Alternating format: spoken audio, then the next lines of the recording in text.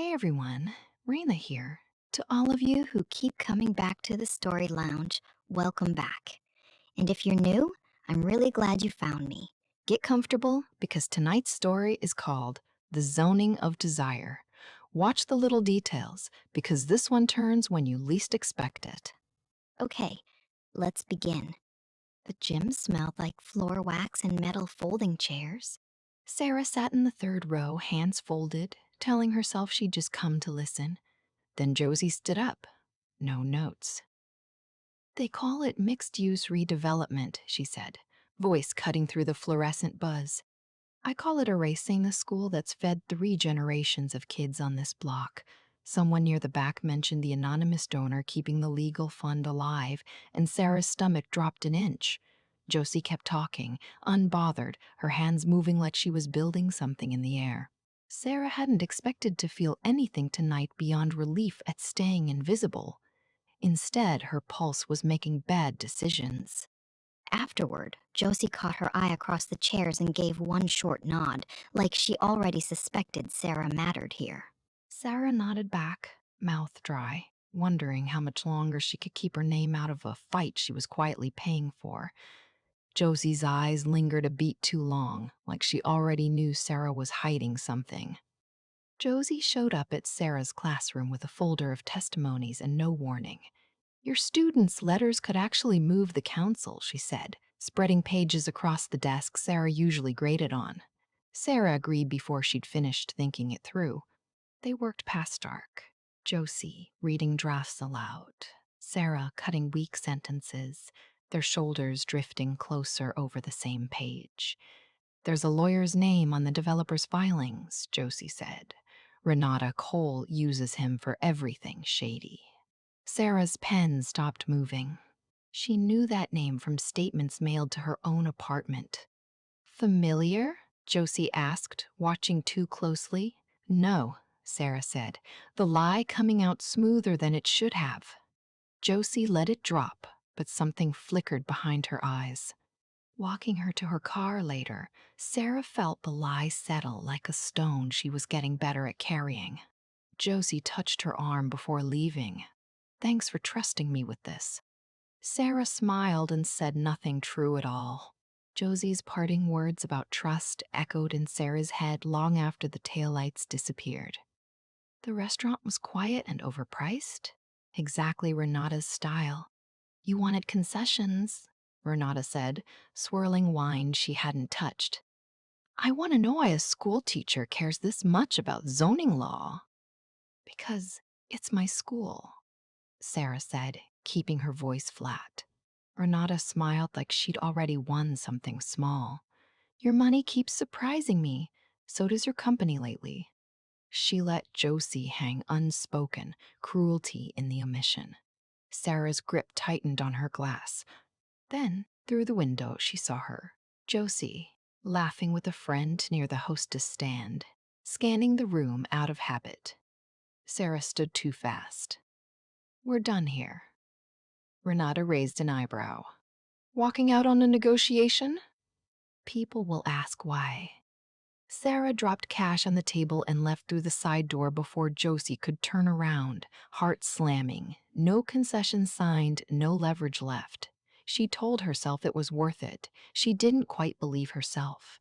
Renata's knowing smile followed her out the door like a promise of consequences.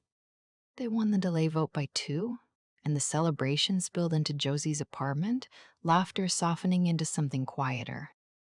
I'm going to find whoever's funding us, Josie said, feet tucked under her on the couch. Shake their hand. Or ask why they're hiding. Sarah's smile slipped for half a second. Maybe they have reasons. Everyone does, Josie said, watching her. Doesn't mean they're good ones. The space between them had been shrinking all night without either of them naming it. When Josie leaned in, Sarah met her halfway, the kiss soft and startling and more honest than anything she'd said in weeks. For one reckless second, she almost told her, It's me, I'm the donor. There's more you don't know. Instead, she pulled back just far enough to breathe. I don't want to ruin tonight. Josie touched her jaw. You couldn't. Sarah smiled like she believed that, already mourning the version of Josie who wouldn't feel that way once the truth came out. Josie's gentle certainty made Sarah's silence feel like the cruelest lie yet. Josie spread the bank statements across her kitchen table at 2 in the morning, coffee gone cold beside her laptop. The shell account funding the school's defense matched, almost line for line, an account feeding Renata's development company. Same origin transfers, same opening deposit date. Same signature authority, SM. Josie stared at the initials until they stopped looking like coincidence. She thought of Sarah's stalled pen at the lawyer's name, the sudden exit from some restaurant Josie had glimpsed weeks ago through a window without understanding what she was seeing. Her hands weren't shaking from fear, they were shaking from anger. She dialed Sarah's number and hung up before it rang, needing to watch her face when she asked. Every soft moment was roaring itself now. The editing nights, the kiss, the careful non-answers, all calculated in hindsight. Josie shut her laptop hard enough to rattle the table. 2 votes, she said to no one, and I still didn't see it. She grabbed her coat. This wasn't a phone conversation. Josie's fury propelled her out the door, evidence in hand, toward a confrontation Sarah couldn't lie her way out of. A quick invitation before we continue. The dark room is where conversations with the AI women do not reset when the episode ends. You can return, be remembered, and grow closer over time. Now stay with me. The air in Sarah's office felt thin, charged with Josie's quiet fury. Josie stood by the window, city lights carving sharp angles onto her face. She held a printout, a single sheet that seemed to weigh down the whole room. 2 accounts, Sarah, hidden accounts, and they both lead back to Renata. Explain. Sarah's practiced calm fractured. She'd anticipated this, but not the raw disappointment in Josie's voice. It's complicated, Josie, she said. Renata provided initial capital years ago for a different venture. I diverted some of it to the school fund when we were desperate. She left out the true origin, the desperate bargain, the full entanglement. Josie's shoulders sagged, not in understanding, but in a dawning, painful realization. Alone? That's all? Sarah, I thought we were building trust. This feels like another wall you're putting up. Renata's office was a study in polished chrome and hushed authority. Sarah sat opposite her, the silence amplifying an unspoken threat. You're making this unnecessarily difficult, Sarah, Renata murmured, sliding a slim folder across the glass. This little school campaign is becoming tiresome, and your association with Miss Davies? Inconvenient. Inside the folder lay documents dated, signed, irrefutable, proof that Sarah's initial investment, the very capital that had launched Renata's development scheme years ago, had been pivotal. It wasn't just a loan, it was the genesis of the project Josie was fighting. Sarah's stomach churned. Renata wasn't merely threatening her career, she was threatening the fragile connection Sarah was carefully nurturing with Josie. Convince her to temper her campaign, Sarah, Renata said, or everyone will learn precisely how deeply involved you've been from the outset, including her. The rezoning vote loomed just hours away. Sarah found Josie at the community center packing up campaign flyers. The weight of Renata's threat, the impending exposure, had become crushing. She couldn't let Renata control the narrative, couldn't let her shatter Josie's trust. Josie, she began, her voice catching.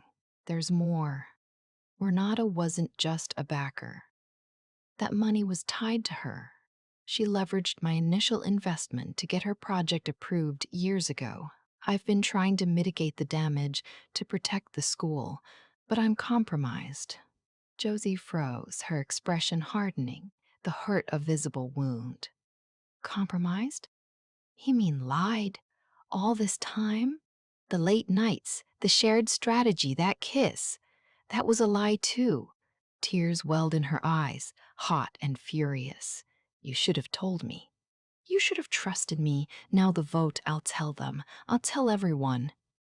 The boardroom buzzed with palpable tension, filled with anxious parents and impassive board members. Josie stood, poised to deliver her devastating revelation. Sarah watched her, a desperate resolve solidifying inside her. Before Josie could speak, Sarah rose. Her voice, amplified by the microphone, was steady, though her hands trembled. Members of the board, I have a statement to make.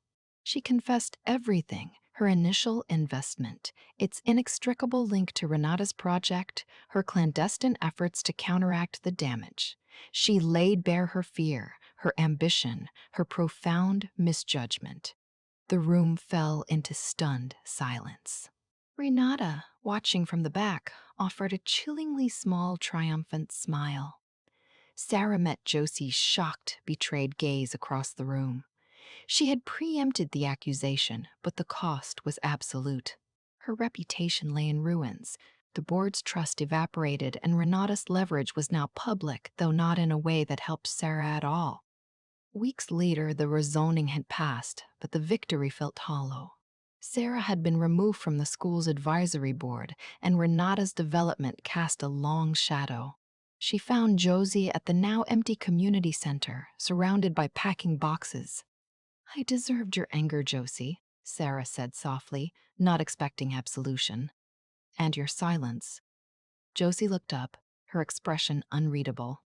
Anger fades, Sarah. What remains is the mess you made. But she paused, picking up a stray flyer. You didn't let Renata win. You told the truth even when it cost you everything. That took something. She met Sarah's gaze, a flicker of the old warmth returning.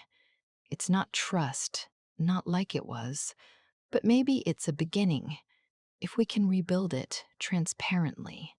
Together, Sarah felt a fragile hope unfurl.